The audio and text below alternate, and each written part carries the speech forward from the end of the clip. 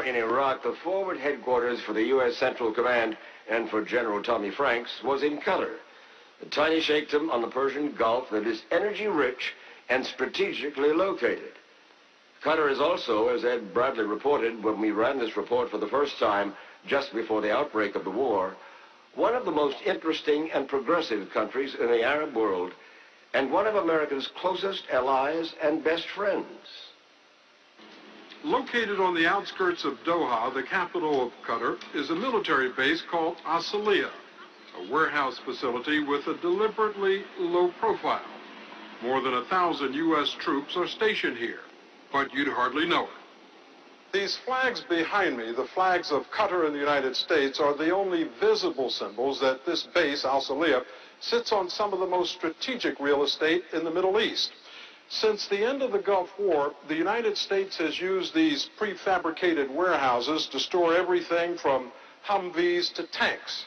Most of that equipment has now been moved out and into position. This is the forward headquarters for the U.S. Central Command. And this is Al Udeid, the second American base in Qatar, only a half-hour flying time from targets in Iraq. Qatar spent $1 billion on its construction, on the theory that if we build it, the Americans will come. And they did. Sheikh Hamad bin Jassim Al Thani is Qatar's foreign minister. Does the presence of U.S. bases and troops guarantee your independence, guarantee your freedom, guarantee your natural resources? I don't want to take it this way, but it is a comfort for us. Let us be frank. Do you think Qatar needs protection from outside? Yes, we need a superpower to be with us because of the wealth which we are going to have in a very near future.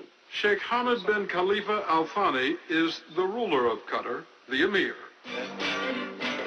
Ruling this conservative tribal desert kingdom has been the emir's family business since 1867.